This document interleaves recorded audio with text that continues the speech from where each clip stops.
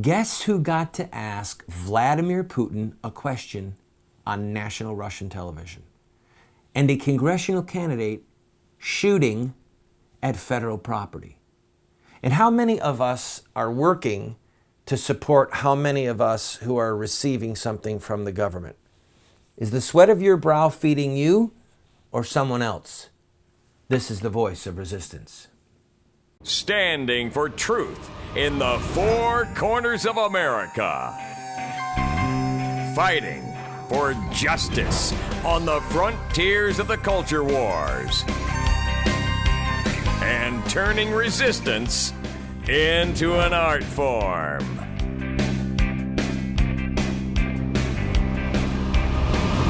Randall Terry. Imagine a made-for-TV movie. Low budget, not the best writers. And they have an American agent, somebody who works in the spy field, right? Works for NSA and other spy agencies. And then he defects to Russia. And then he interviews the Russian president on national Russian television. And the interview goes viral, and literally tens of millions, hundreds of millions of people around the world watch it. You would say, come on, this is really bad writing. I'd sooner believe one of the sci-fi shows about aliens coming down. Get real. Guess what? It's real. I'm going to play the entire segment for you, all right? This was broadcast on Russian television. Be patient, all right, to listen hard, but it's worth watching.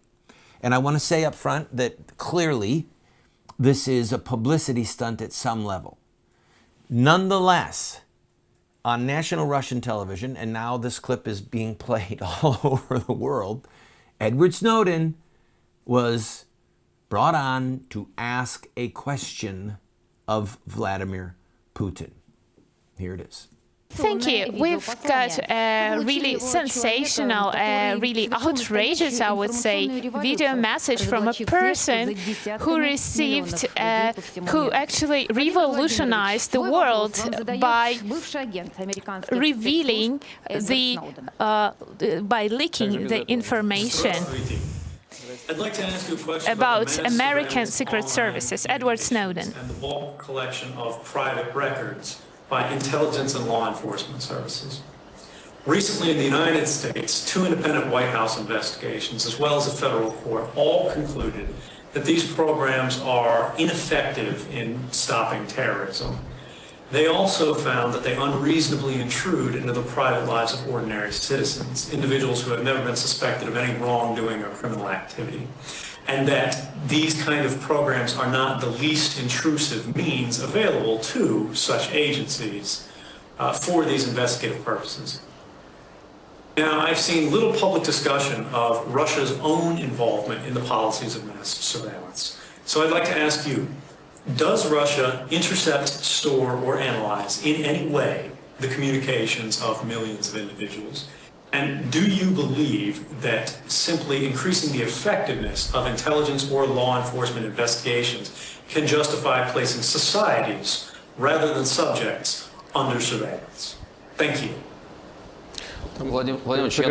Я думаю, что Okay, so Mr. Putin, I guess you understand the question overall. We have seen you talk to world leaders and Mr. Snowden as well. I will try to translate. The American version of English is a little different from the kind of English I'm used to. He was asking about surveillance over online activity on the internet. So, yeah, he was interested whether Russia collects any kind of personal information of the users, and the US judiciary has said that this method of wiretapping is not effective, efficient enough to fight terrorism. And he also said something about intervention into privacy.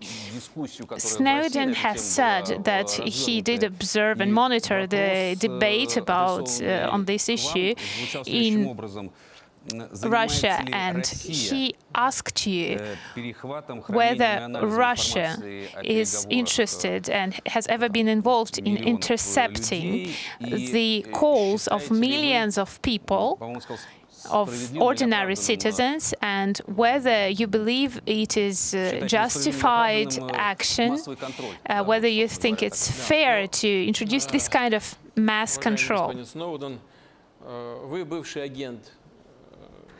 Mr. Snowden, you are a former agent, a spy. I used to be working for an intelligence service. We are going to talk one professional language. First of all, our intelligence efforts are strictly regulated by our law. So how special forces can use this kind of special equipment as they intercept phone calls or follow someone online, and you have to get a court permission to stalk a particular person.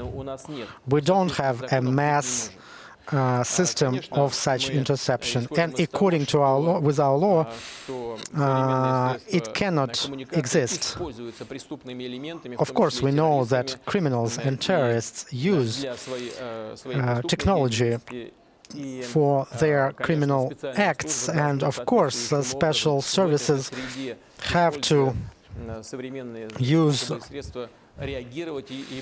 technical means to respond to their crimes, and including those of terrorist nature. Of course, we do some efforts like that, but we do not have a mass-scale, uncontrollable efforts like that.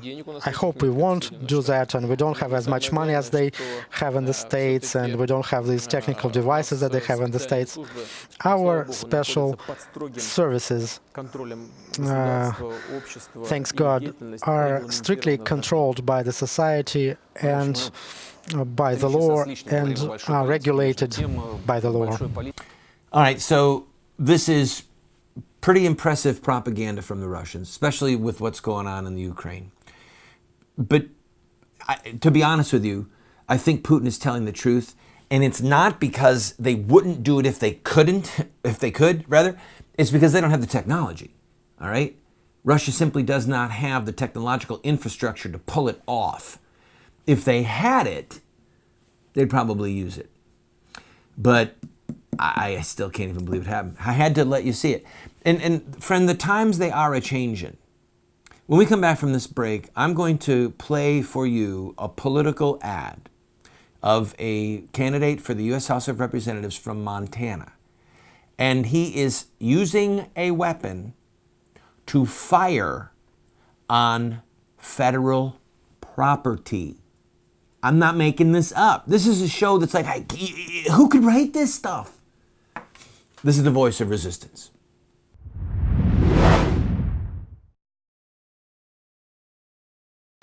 Hey, everyone's been asking me, when's Unstoppable coming out on DVD? Well, it's here. And I have created my own deluxe signature version of Unstoppable that contains not only the movie, but over 5 hours of additional curriculum and study guides for your family. It's perfect for your homeschool, educational facility, small group Bible study, and family devotions.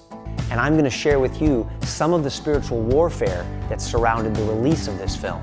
This box set also includes extended scenes, new music videos, the inside scoop on the whole Facebook controversy. So what are you waiting for? I made this special version with my family in mind, and I know your family will be blessed by it too. Unstoppable 2.0 Deluxe Signature Version, available only here at KurtCameron.com. I can't wait for you to experience what's inside. I have been a leader in the pro-life movement for 30 years, and sadly we have not prevailed in our goal to make it a criminal act to kill an unborn baby. There's reasons why we have failed. I wrote this book, A Humble Plea, to Catholic bishops, to evangelical clergy, and to lay people, explaining where we went wrong and what we have to do to prevail. We've made this available as a PDF online for free. I encourage you to go and download your own copy.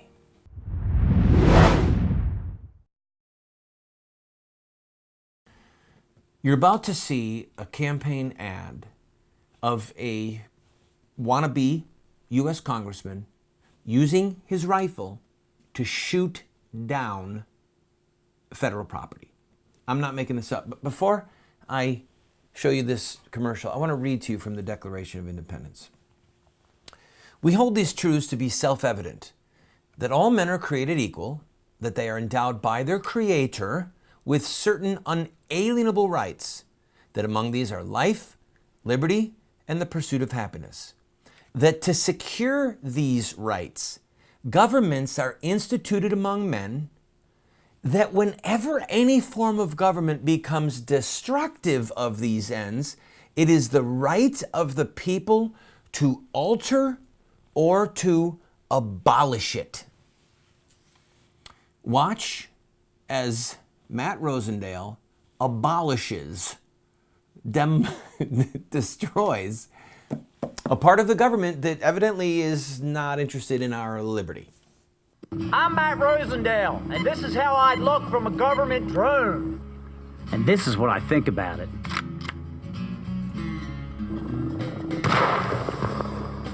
The federal government is too big and too powerful. More taxes and regulations put Montana families out of work. Spying on our citizens, that's just wrong. I'm Matt Rosendale, and I approve this message because I'm ready to stand tall for freedom and get Washington out of our lives.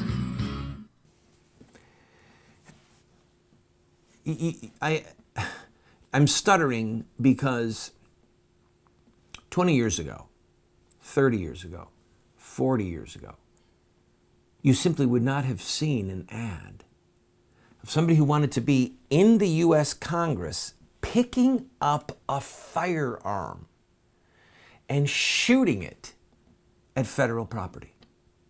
Okay?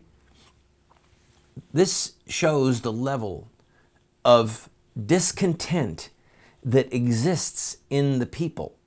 Now, let me explain to you what I mean. Any congressional candidate worth his weight in salt does polling, okay? This candidate knows that people are enraged by the NSA spying program.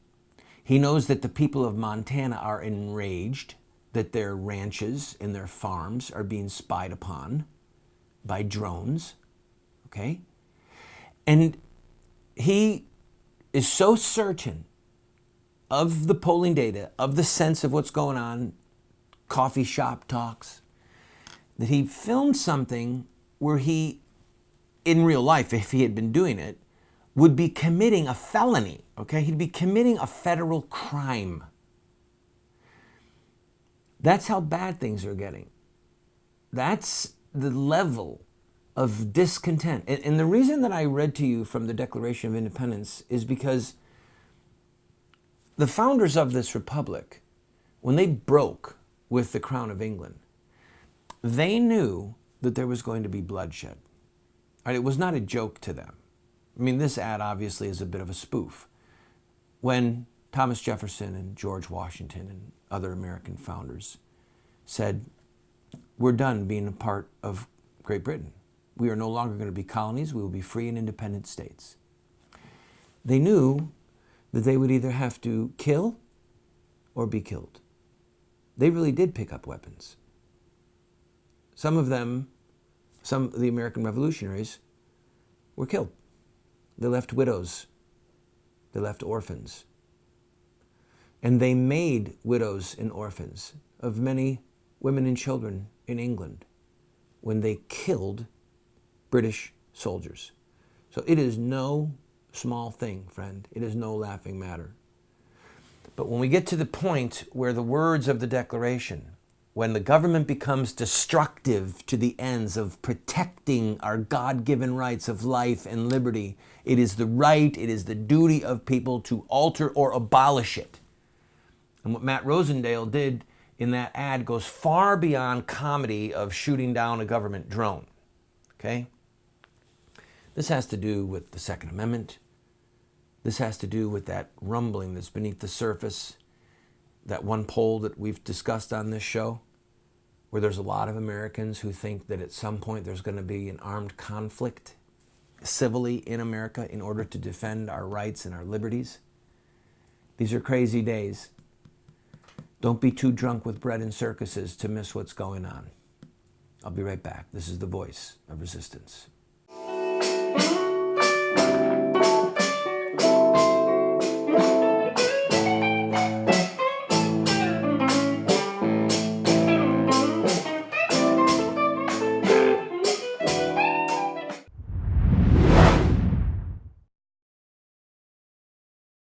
Do you want to have knowledge, wisdom, discernment?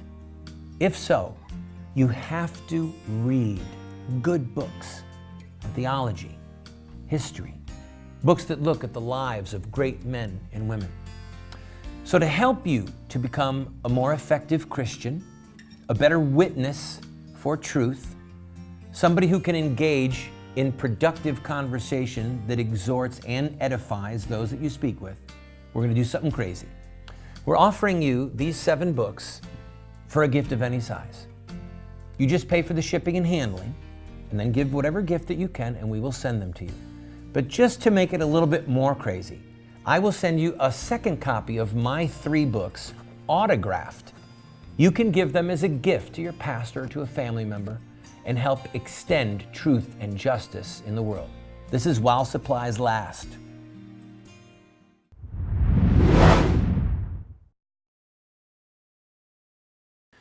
Terrence Jeffrey recently did an analysis of government data that was acquired from the 2010 census. And in it he found that 86 million private sector workers, 86 million Americans who work in the private sector, sustain, in full or in part, 148 million Americans. Let me say that again. There are 86 million people who are working in the private sector, not in government, who are sustaining economically 148 million people. Now, when he took out about 3 million current and former military, I think the number went down to 145. You can go to the link that you see on the screen and read the article yourself.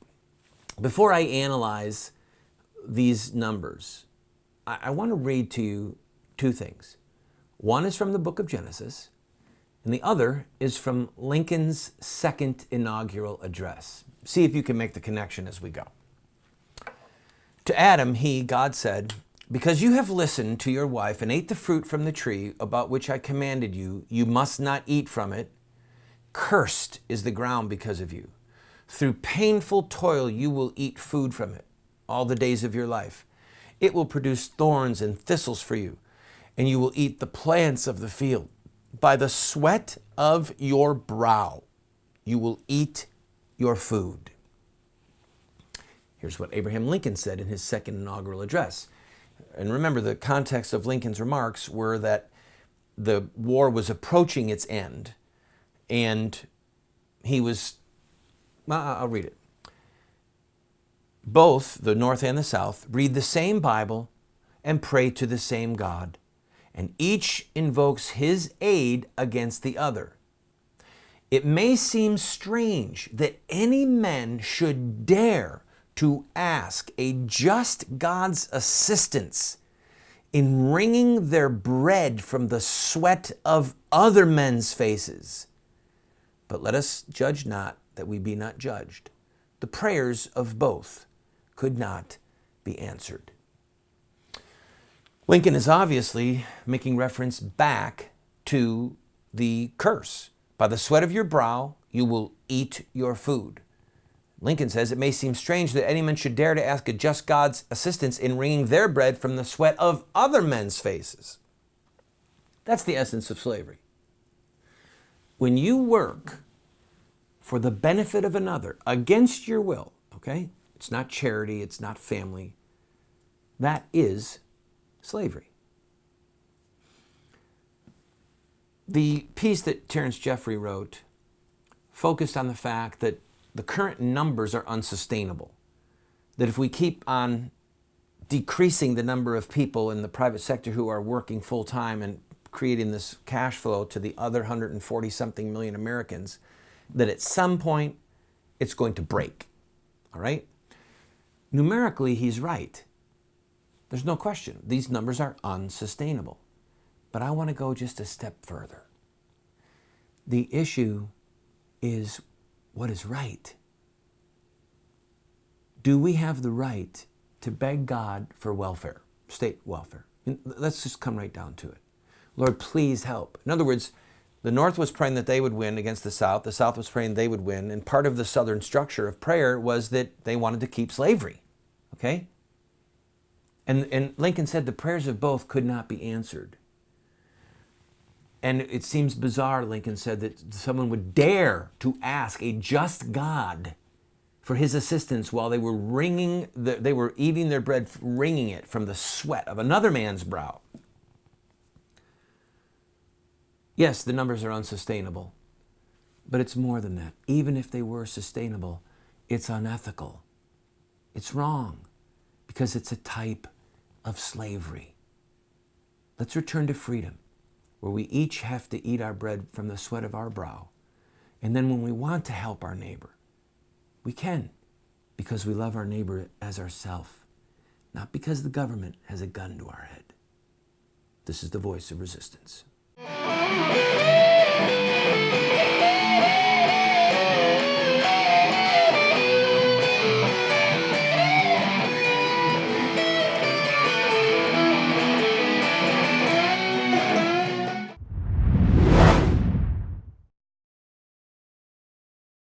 Do you want to get America out of the hands of wicked and unjust men and women who are destroying the republic before our eyes, and put leadership back into the hands of righteous men and women so that we don't die as a nation? Well, you're talking about social revolution, and there are rules in social revolution. We can look at the victorious social revolutions of the past, such as the end of slavery, the end of child labor, women's voting rights, the end of segregation, and so much more, and learn from their victories. Look at their actions, their images, their rhetoric, their sacrifices, and their final fruit. We will send you this series that originally cost $129, 7 books for students, 1 teacher's guide, if you'll give a gift of any size and just pay for shipping and handling. Take advantage of it today. When I was a prisoner in a prison work camp in Alpharetta, Georgia, I had a lot of time on my hands to research who the bad guys were in the death of our culture. And I wrote Accessory to Murder. It is an overview of our political, cultural, media, and religious adversaries that are accomplices to the death of our culture. I encourage you, get a copy of this and learn the who's who of the bad guys.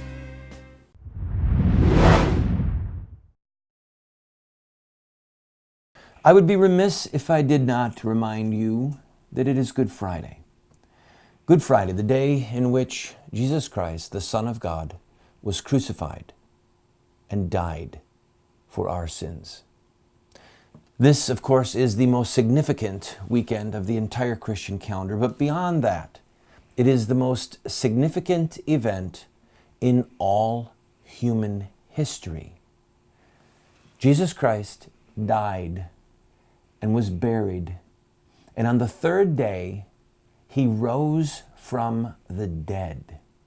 Now, this is not simply Christian belief. It is our belief, but it is also a historical fact. And perhaps one of the greatest proofs that Jesus rose from the dead is that those apostles who fled and forsook him rallied around his risen body and then became witnesses of his resurrection, each of them going to their death, proclaiming his resurrection, except for John. Friend, people don't die for a lie. Jesus is alive. It's good news, and I encourage you not only to believe it, but to herald it. God bless you.